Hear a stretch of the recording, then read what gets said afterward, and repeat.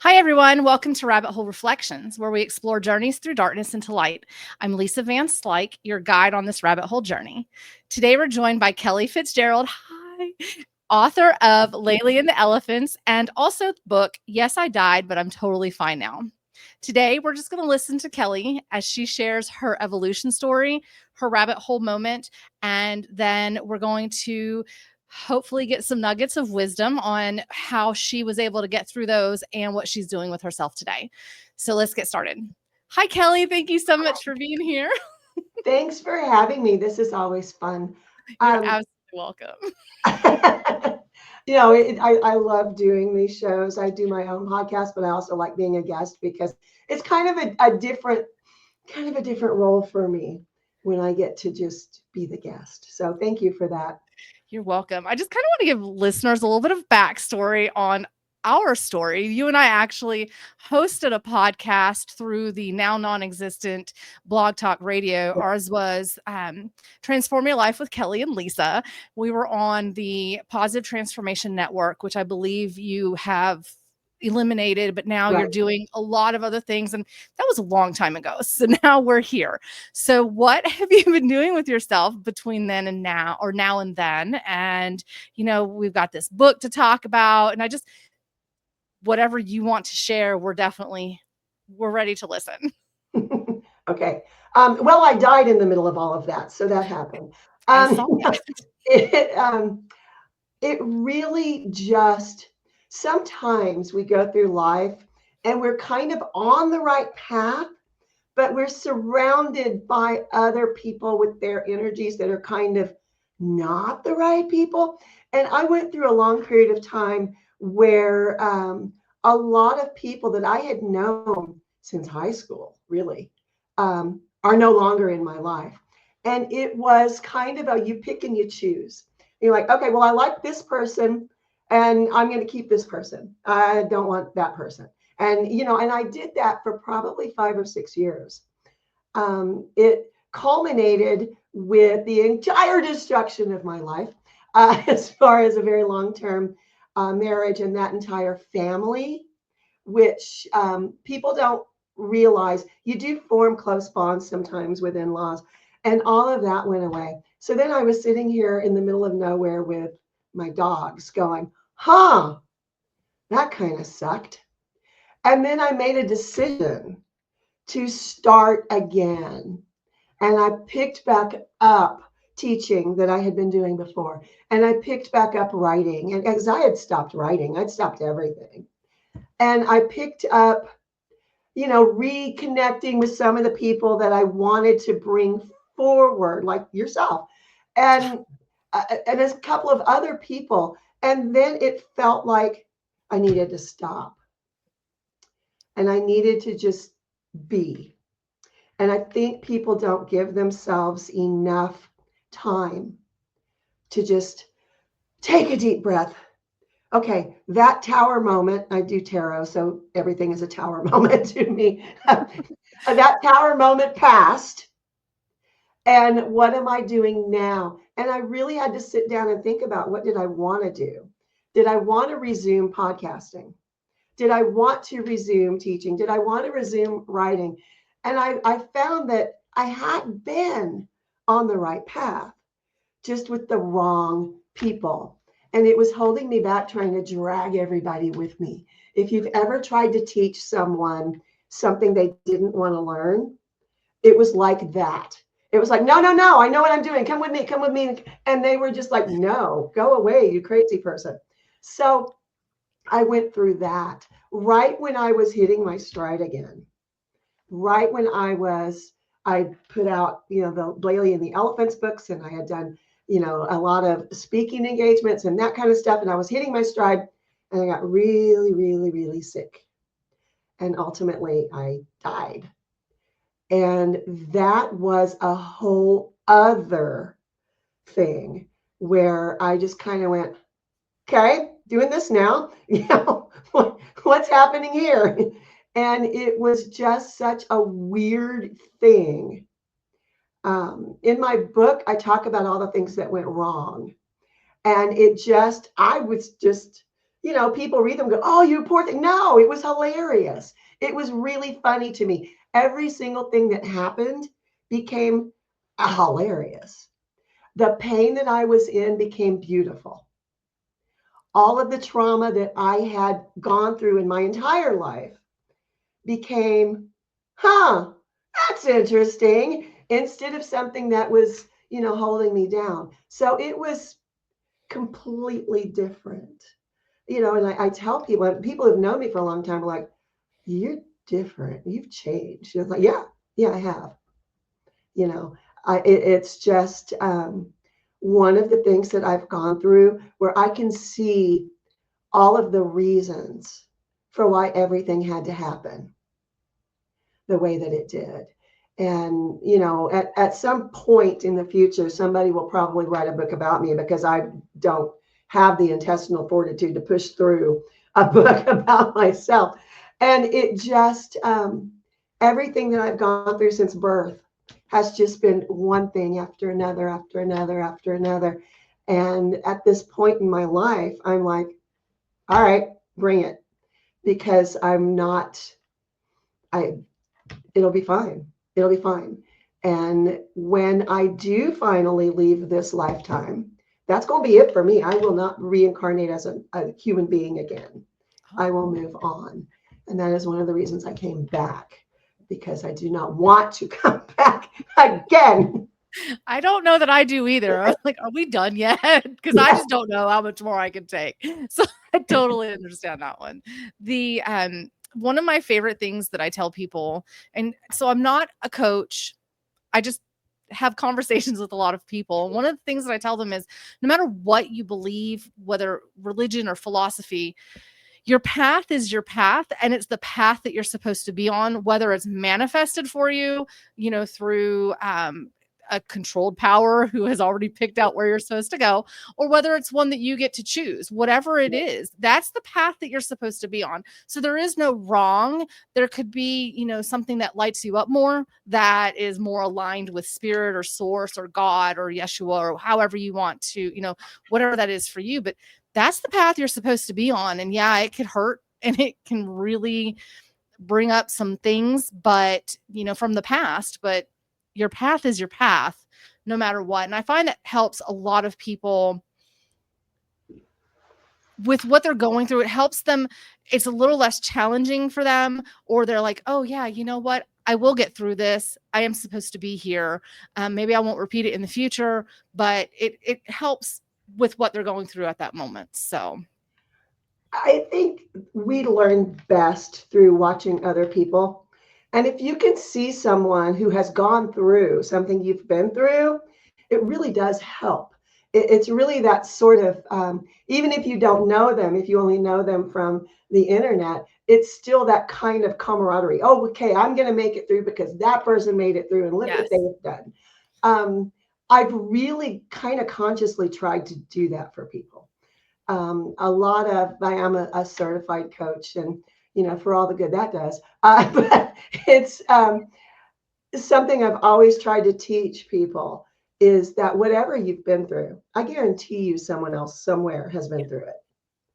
So we tend to get ourselves in a state where, well, I'm the only person this has ever happened to, and how horrible is this? And it's just not true. You may have to look for people who have gone through the same thing, but you will find them. And it is sort of well, that person made it through, I can make it through. When I was in the hospital, there was a lady, another patient across the room from me, and she she's kind of funny, kind of didn't have all her marbles. They were rolling down the hospital floor, I think. But she would tell stories, and the nurses would say, oh, she's just telling stories again. But she would talk about angels that she had met when she died the last time.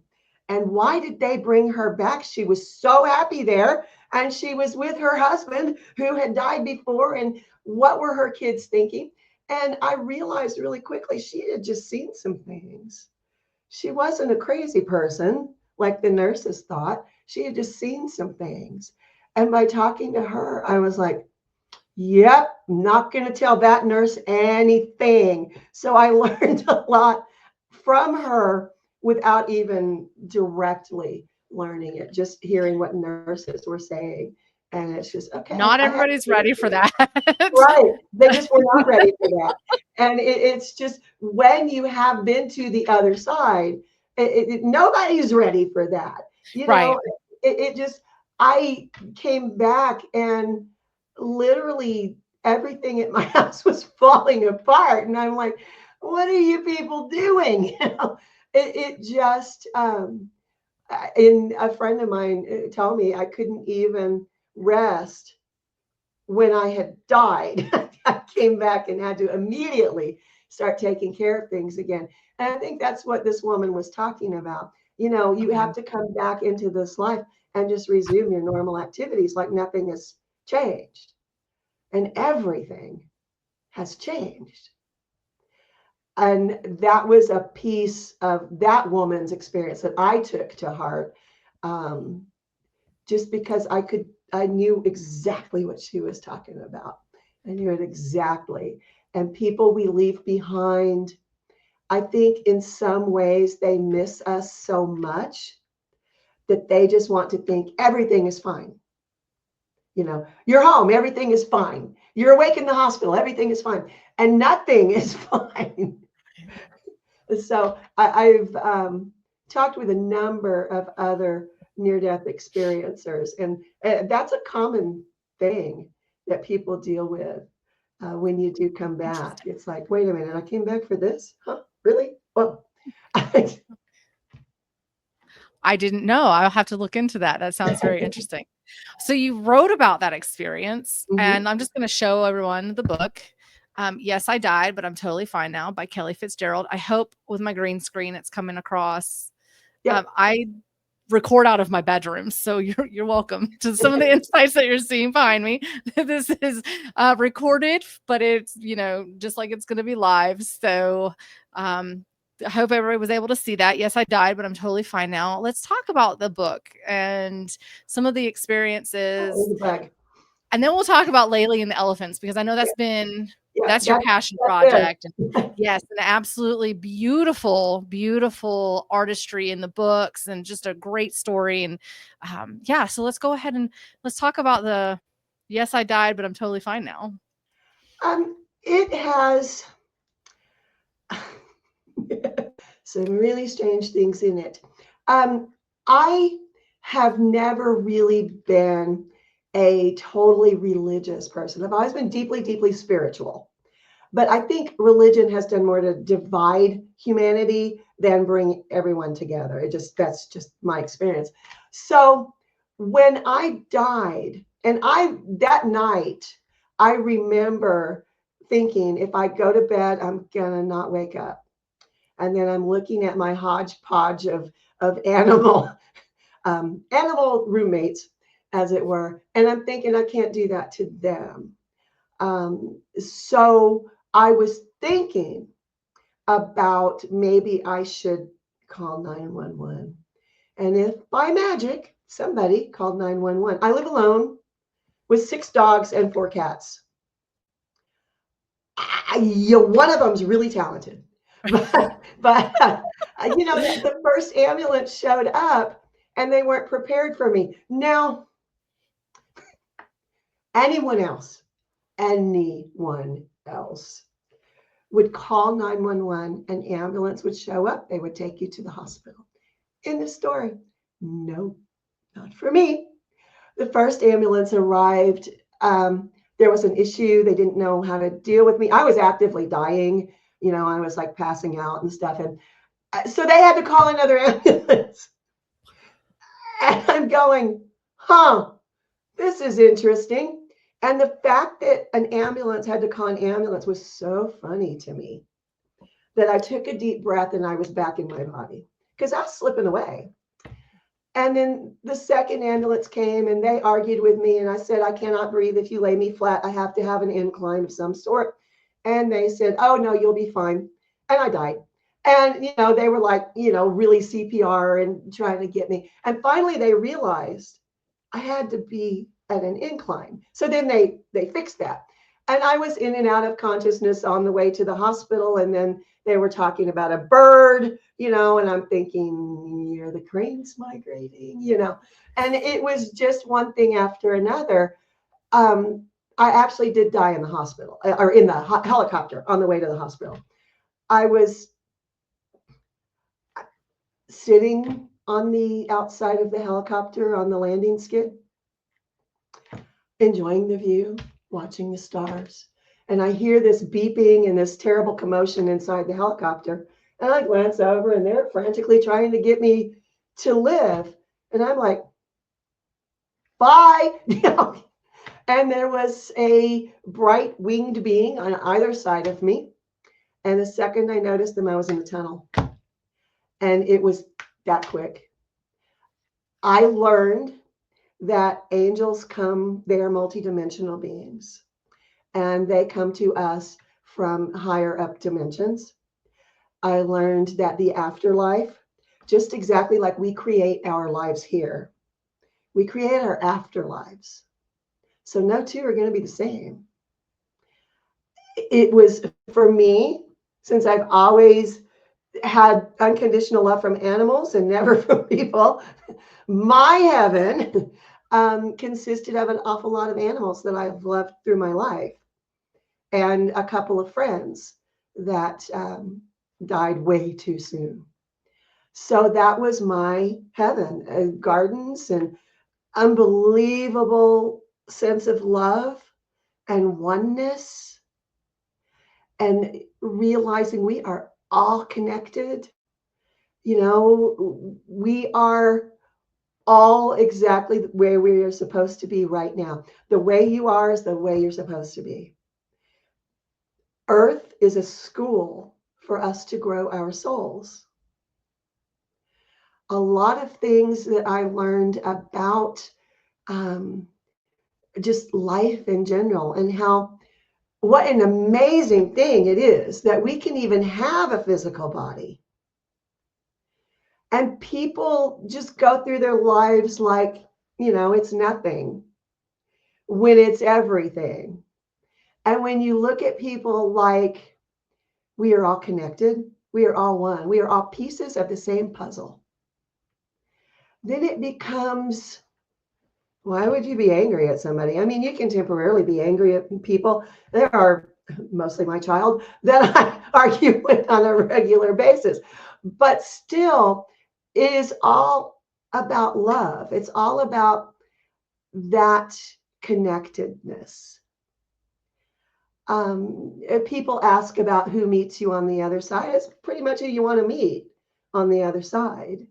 When I realized in the middle of everything that my family members did not meet me, I was told to call them, and I did, and they showed up and looked like, what are you doing here? It was just a lot of confusion, a lot of, I don't know what I'm supposed to say now. So I sort of kind of told them, you can go if you're not comfortable. And I watched them fade. They didn't turn and leave. They didn't walk away. They faded. And that was pretty incredible. How did that correlate to what you experience now that you're back? I mean, I've always been a medium. I've always spoken to dead people. Not to my family members, though, which is really interesting, I think. And a lot of it is stronger. There are still times, if I am really tired or I'm in a deep meditation, that I can feel myself slipping away.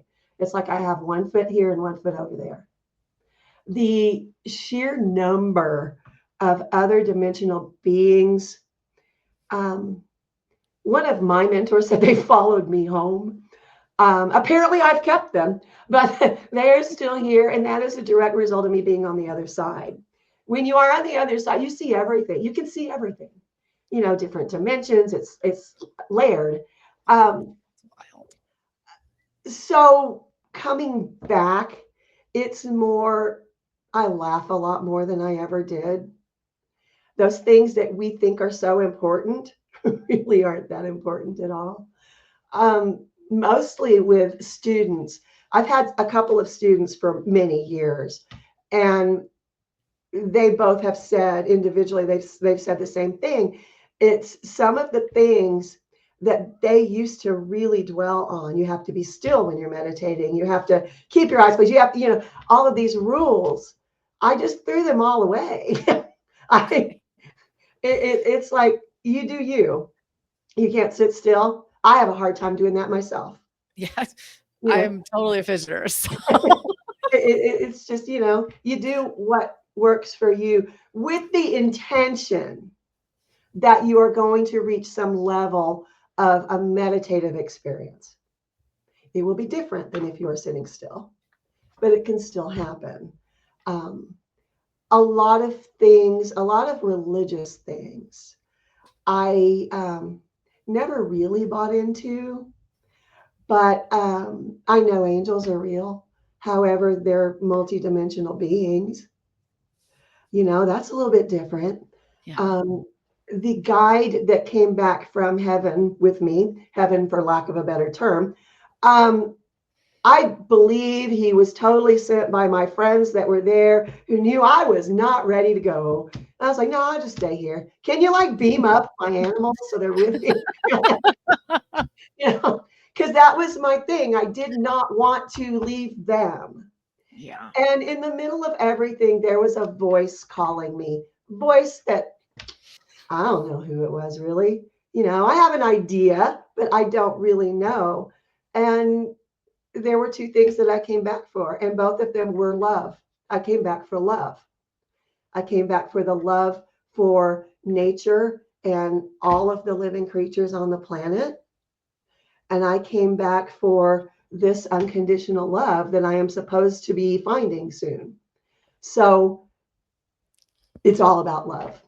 And that was my big takeaway, is it's all about love. It really is all about love. I don't know what to say to that.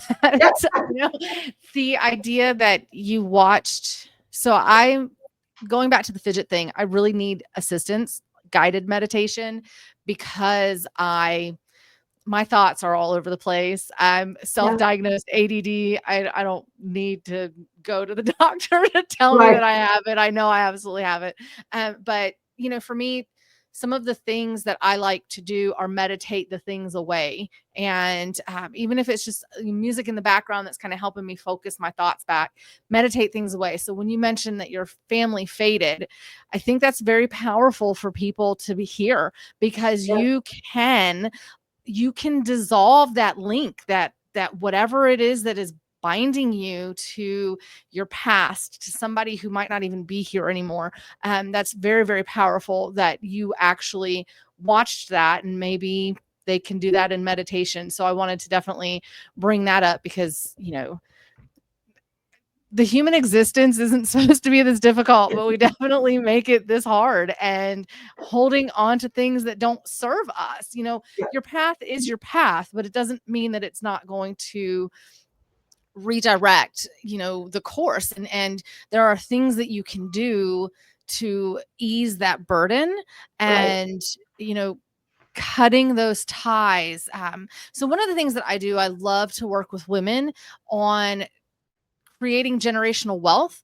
But I know you and I in the past have talked a lot about scarcity mindset, but it's more of breaking the previous generations and how you're carrying their beliefs and their thoughts because it trickles down into how you deal with circumstances that you're involved with, whether it's, your finances or your family, or how you treat your spouse or your pet, or, the work that you do for this planet. It all is connected. So, yeah. Yeah. The thing too, so many people have experienced trauma in their childhoods that formed who they've become. Mm-hmm. And it's really tough for people to undo that, to heal that, to become who they were supposed to be. And that's one of the things that I work with a lot of students on. It's the surprise to me was I went into that thinking I would get a lot of women, and got more men. I've got far more young men than women.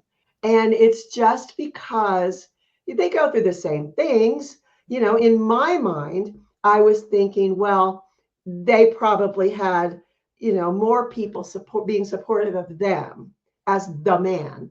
But no. And it's interesting how you can watch people blossom.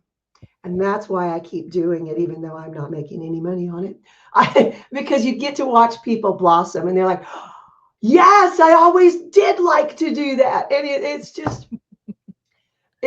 just a gift to me, the energy that I get back from them, realizing something.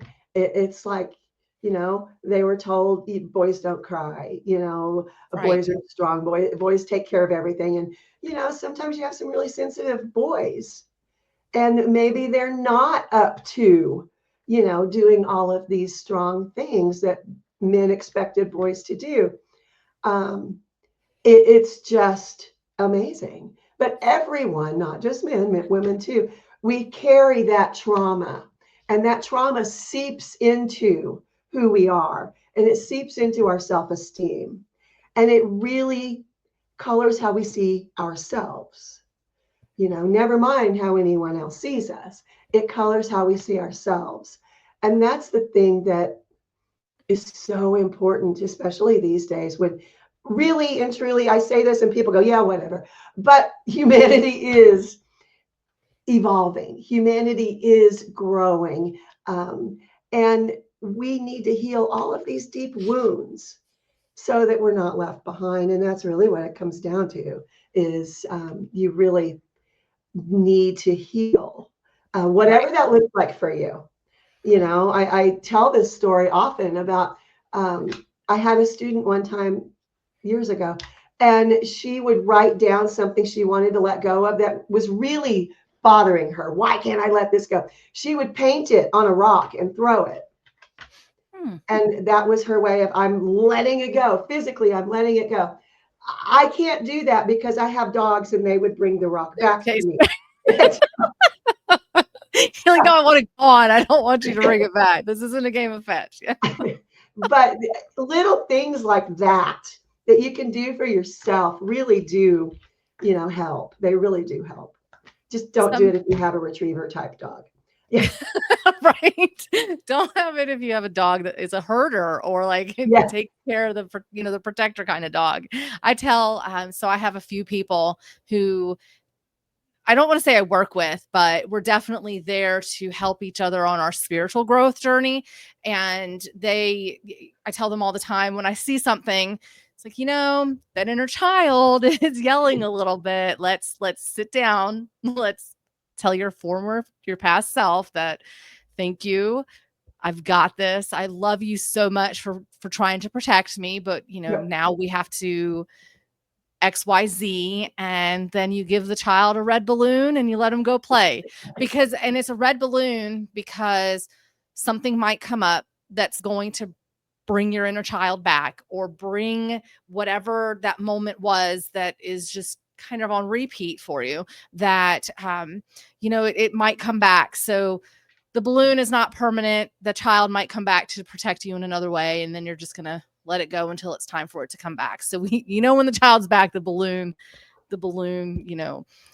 popped or, all the air went out of it or whatever. So I think we can come up with a bunch of little things that will help people. What I would ask people is come up with something that makes sense to you. I've seen people do anything you can imagine to let things go, and it's just a matter of personal opinion. People write things down and burn them. People throw things away. All sorts of things. Try a bunch of them till you find something that works. Don't worry about, well, that person did that, so I have to do something different. No. You can do the same thing. It's okay. But do something that works for you. Find something that works for you. It's in those tiny little things that we do for ourselves that are the most healing. So part of this show, we talk about the rabbit hole that is something that's poignant that you want to talk about, that brought you to where you are and what you're doing to heal the planet or to heal people. And it doesn't even have to be that expansive.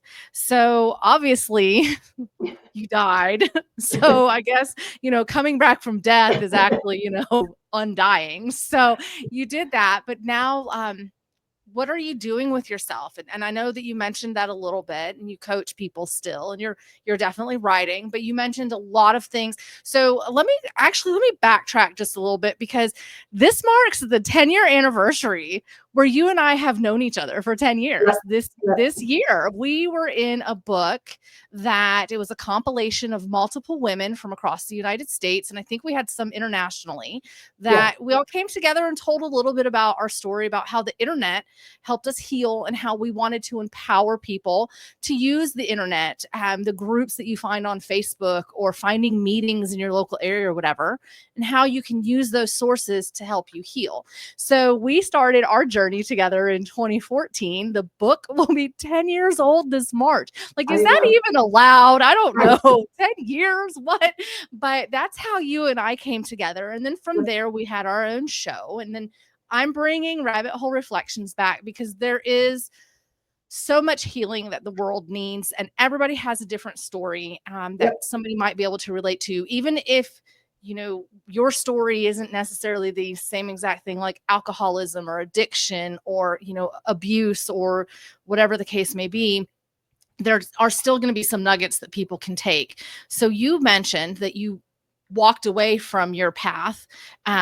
Yeah, I did the same thing. I think our journeys definitely paralleled each other quite a bit, because I walked away for years, and I've just had this calling that has just been pouring into me. And I finally bit the bullet and said, you know what? I'm bringing my radio show back. I'm bringing my podcast back, or whatever you want to call this conversational piece. It's my passion project. And I know writing and Laylee and the Elephants is your passion project. Can you talk a little bit about the walking away and then coming back? I mean, you've had a lot happen in the last 7 years. A lot. Laylee and the Elephants started because I had a dream. I dreamt the whole thing. And I had a dream that I was sitting in a theater and I was watching my movie. And it was Laylee and the Elephants. And when I woke up, I started writing little tiny stories for kids. And I wrote the first book, and then I think it was a year later, the second and the third.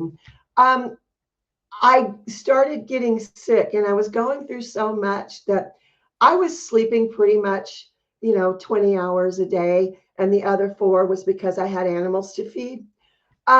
So I wasn't really doing anything for a while.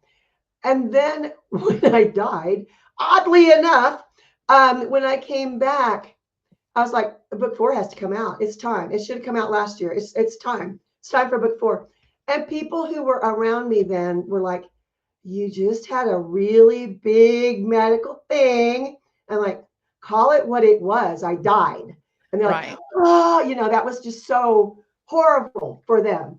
And I'm like, a doctor made a copy of my death certificate and ripped it up in front of me in the hospital. As I see what we did, we brought you back. I died.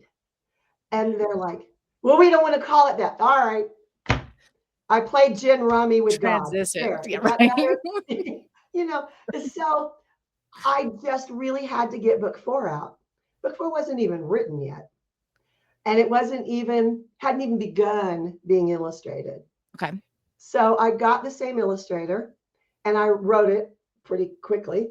And I sent it to her and I said, yeah, so I need it now.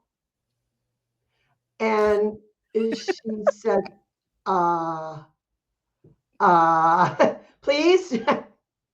And I ended up paying her well for getting it done quickly. But 2 months from the time that I died, that book was being released. Wow. And each previous book had taken like 4 to 6 months. So I was truly on a mission. Yeah. You were driven. You're like, I've already died. It's going to come again. Make sure we come get this on, what done. else can happen, So I started really trying to promote the movie. The movie is not a movie version of the books. It is based on the characters in the books, and then some, because a movie is bigger than a book. And I've been trying to raise funds for that. I have a movie poster. Beautiful. So that's what I've been primarily doing, Okay. is trying to get investors on board for this film. This movie is really, really a heart project. This is about a little girl who happens to be deaf, who happens to be able to communicate with animals in the jungle, with her mom, who is a single mom and has 2 kids. Laylee has an older boyfriend, not yet, she's 9, but she has a brother who is older. And this field biologist comes to their little teeny tiny village in Thailand, and he's trying to do a research project and count the elephants, but nobody can find the elephants. But Laylee knows where the elephants are. She always knows where they are. Neat. So that combines the science aspects with the importance of protecting the nature around us, and showing that a little deaf kid can be a huge, person. DEI. It's just really important for people to know that. And I think bringing that to light, I would like a theater release. I've been told it will probably be streaming. I'm not accepting that. I had the dream when I was sitting in a theater, and that's what I keep going back to. Yeah. Many times in my life, dreams have actually come to pass. So I have faith in this one. But it's important and it's timely. In the next 10 years, Asian elephants, wild Asian elephants, not chained up somewhere, are going to become extinct in Thailand. Yeah. The orangutan population, they're looking at 8 years. That's not a lot of time. And I think it's so important to give kids something to shoot for. Tell kids, why is it important to care about Asian elephants in Thailand or orangutans in Thailand? It's because it impacts all of us. When I said earlier that we are all connected, that includes the flora and fauna as well. We are all connected. And this movie is my way of showing that to future generations, or even current generations. There are some other aspects of the movie that, the script is ever evolving. It started out 20 pages, now it's 45. But that's going to happen. So I have an animation crew. We have different musicians who are going to contribute music to it. But it's really got to happen. It has to happen. I died and came back, so this could happen. So it's happening. This is my love offering to the world. It really is. It's what it comes down to. Do you have a Patron or something along those lines? Patreon. Yeah. Where people can, donate money to the movie, or are you looking for backers on a larger investment scale? Looking for backers, but we've run several different fundraisers through PayPal and Venmo and all of that kind of stuff. We did T-shirts at one time that didn't really perform very well. A Patreon is something we will be setting up, I'm sure, but I just haven't gotten there yet. There are ways to donate to the movie on Laylee.com. It's LAEHLI.com. If you go through the pages, there's a support our film. Has a lot more information about the books and the movie as well. But that's really where my focus is. Someone asked me why I wrote my book about dying. And my answer, honestly, is because my guides told me I had to. That's generally the way I write. I write when they tell me to write something. And that's, kind of, people are very obsessed with death. So maybe that is an extra way of getting attention that I can then divert onto Laylee. That's my plan. We'll see. Sounds like a great plan. So we have about 5 minutes left, and in 2 minutes, can you tell us like some takeaways from your experiences, maybe your top tips that you can leave listeners to ponder so that they can, something that can help them move through their rabbit holes right now? I have a lot of short videos on my YouTube channel, and I have been sending people there. I talk about things like how to create a little tiny ritual for yourself that you can do every day, just something for yourself. I've talked about handling bullies. Um, Stand in your power. Yes. Wherever you are right now in the world, wherever you are along your journey, don't let them bully you. Stand in your power. Know that you are solid with yourself. That's the big thing. Sometimes when we get started on a spiritual type journey or even business journey, I've been coaching a lot of business people lately. You have to know who you are. Right.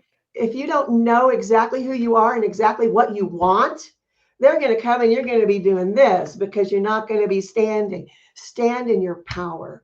It's probably the best bit of advice I can give anyone who is either starting out in business, in an education thing, or whatever you're doing in your life. You need to know who you are and what you want. That's really, really important to be clear on that. And whoever you are is fine.